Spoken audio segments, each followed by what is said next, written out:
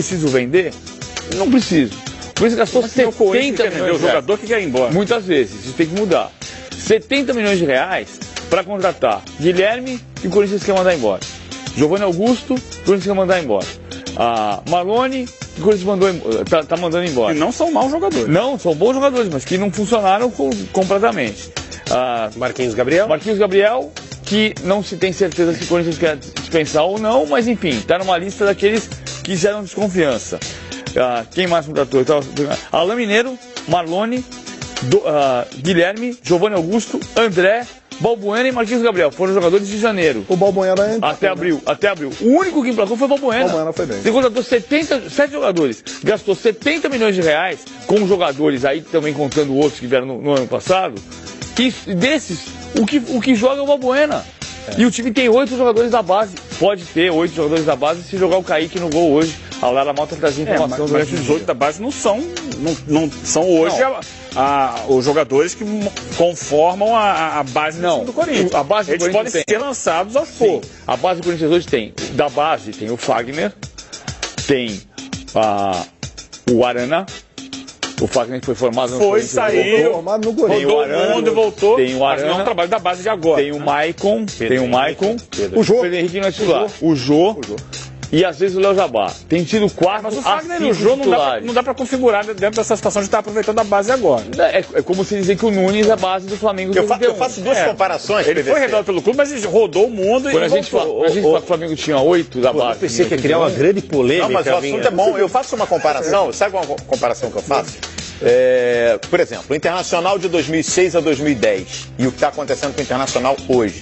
De 2006, quando ganhou pela primeira vez a Libertadores e ganhou o Mundial, o Internacional, ele perdeu peças importantes, mas ele não se desfez completamente. Ele conseguiu fazer uma renovação de elenco que 2, 3 anos depois possibilitasse o time a novamente disputar uma decisão de Libertadores e ganhar. O Corinthians viveu uma situação parecida, porque ganhou a Libertadores em 2012, mas naquele momento não se desfez. Mesmo processo do Internacional.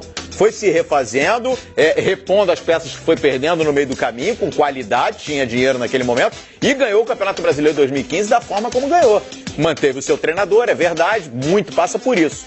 Agora, dessa vez, e o PVC lembrou aqui, quando o Corinthians ganha o Campeonato Brasileiro 2015 e estouram vários problemas políticos e econômicos, o Corinthians, ele perde como se tivesse arrancado um pedaço dele. Foi um desmanche. O time inteiro.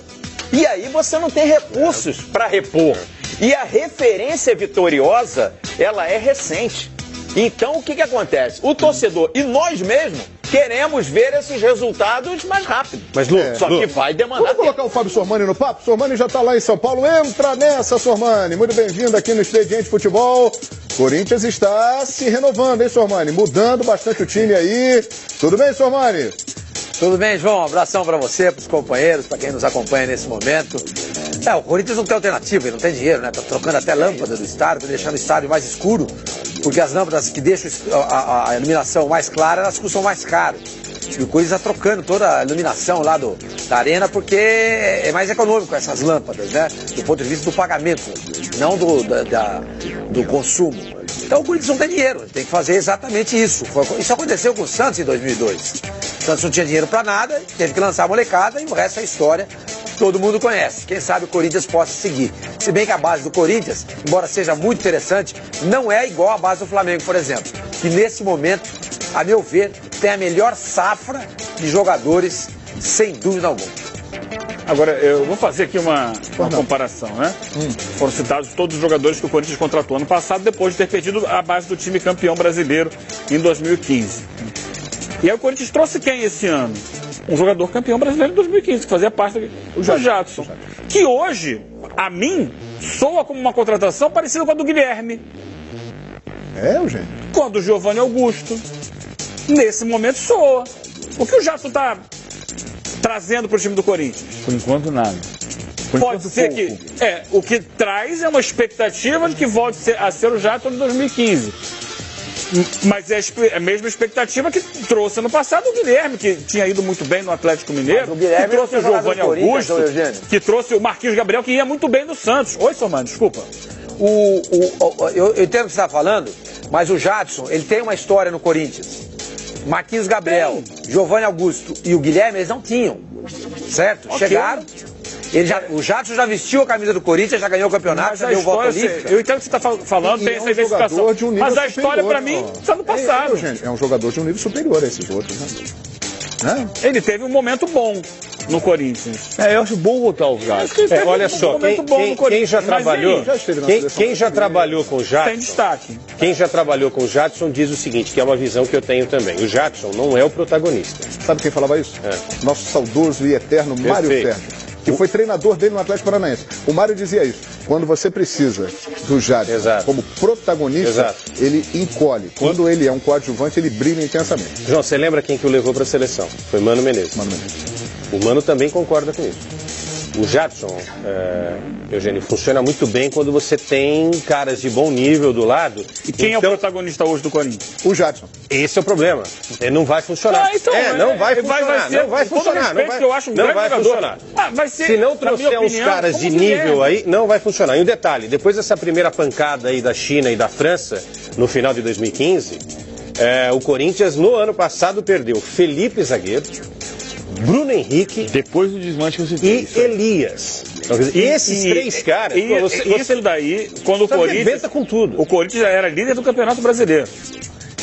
Terminou o primeiro turno 2 pontos atrás do líder. Isso, primeiro turno. Okay. Que foi a hora que saiu o Bruno Henrique. E no segundo turno ficou na 16ª posição. Perdeu. O Elias nem, com todo o respeito ao Elias, ele nem era tão importante assim. O ponto de equilíbrio do time era o Bruno Henrique. Mas o Bruno Henrique, muita gente torce o nariz para ele, era um ponto de equilíbrio. Tanto que a decadência do time na tabela do campeonato começou a partir dali. Que incrível isso. Mas é um fato. Não, é fato, mas isso é incrível. É um fato. Mas eu discordo, hein? Assim como o Grêmio sentiu a saída do Juliano. A saída dele não foi só o Bruno Henrique. O Andrés costuma dizer que ali faltou comando, faltaram relações que o vestiário trouxesse. Não foi o Bruno Henrique o grande. O Bruno Henrique é uma saída importante.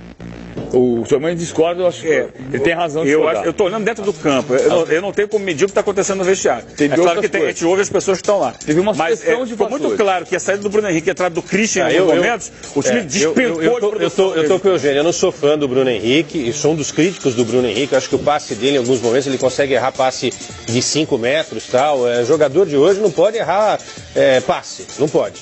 Né? O jogador não pode errar passe, ainda mais nessa função. Agora, é incrível falar isso, mas é verdade. O Bruno Henrique saiu e o time despencou. Você vê que ponto o time do Corinthians chegou, né? Não foi só ele, você citou aí. Pelo amor de Deus. O Elias é um jogador importante também. Ainda tem o Felipe, que hoje é destaque. O Felipe, eu lembro. Falo isso com dor no coração do senhor Mano. Mas só pra. Eu sei que o senhor Mano está querendo falar, embora esteja com cara de sono ali do outro lado. Mas, Felipe, pra deixar claro. Não tá com Vai dormir, eu tô aqui embasbacado com essa declaração, entendeu? Só pra deixar claro, para finalizar o raciocínio, senhor Mano. Título porque o Bruno Henrique saiu. O time do Corinthians caiu de produção a partir das saídas do Bruno Henrique, do Elias e do Felipe. Foi só uma coincidência, na minha opinião. Na minha opinião, respeito sua, lógico. Na minha opinião, foi só uma coincidência. No primeiro turno, o Calheiros, que está aí sentado aí conosco, e a gente já dizia, o Corinthians não faz G4. Agora, dizer que o Corinthians deixou de fazer G4 e nem disputou o título porque o Bruno Henrique saiu. Bruno Henrique, mais importante, mas também Elias e Felipe. Por falar no Felipe, só para concluir o raciocínio, dessas impressões que a gente tem dos jogadores, eu lembro quando o Felipe apareceu no time do Corinthians e acabou virando titular, porque o Edu Dracena na época ainda não estava pronto para jogar e era a opção, todo mundo dizia, naquele jogo contra o Once Caldas, na Libertadores, o Felipe é o problema do Corinthians, ali o time é frágil, ali o time é ruim, ali é a grande preocupação. Ele foi e fez um gol de cabeça. Eu lembro de uma matéria que nós fizemos com uma família corintiana, fomos à casa da família corintiana, e quando ele faz o gol, um dos meninos grita: "Ih, pai, vem ver o gol do zagueiro ruim." Era o Felipe. Hoje o Felipe está fazendo sucesso no Porto, sendo um jogador que interessa a grandes clubes do futebol europeu. Ele é bom zagueiro. É bom zagueiro, não zagueiro. E ficou 3 anos esperando uma oportunidade. Será que interessa mesmo? Mas ele foi titular, ele foi importante por isso. Eu só estou pensando na frente, senhor Mano. Ele é um bom zagueiro. Estou pensando na frente. O que nós estamos discutindo aqui hoje Tô olhando daqui para frente. A gente está discutindo daqui para trás e acho importante olhar daqui para frente. A gente está discutindo uma reformulação do Corinthians, certo? Que tem uma quase certeza, que é a ida do Marlone com a vida do Cleiton, que não é oficial, mas é o que está acontecendo. O Ben já trouxe informação exclusiva ontem aqui. E aí começou uma sucessão de informações do Giovanni Augusto podendo ir para o Internacional, o Guilherme podendo ir para o Coritiba, o Marquinhos Gabriel, que em tese está protegido neste momento, mas também pode sair, enfim. É uma reformulação com base numa direção que no ano passado gastou 70 milhões de reais para contratar no primeiro momento 7 jogadores, dos quais só um joga. Valbuena. Então, a discussão de hoje de manhã no rádio, senhor Mani.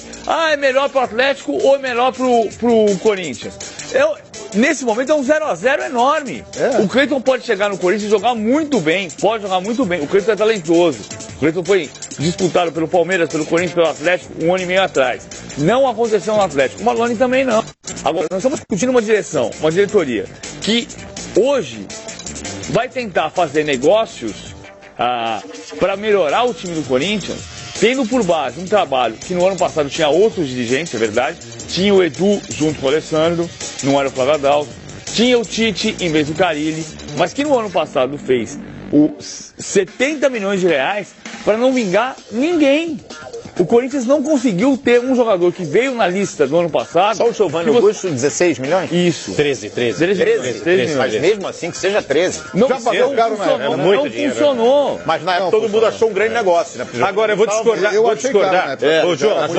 Vou discordar do mestre Sormani. Sormani, essa coisa do Corinthians vender que não tem dinheiro é bravata. O Corinthians tem dinheiro. Quem não tem dinheiro é a Chapecoense.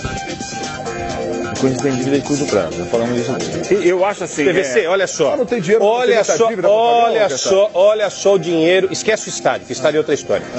Olha o dinheiro que o Corinthians recebe da TV.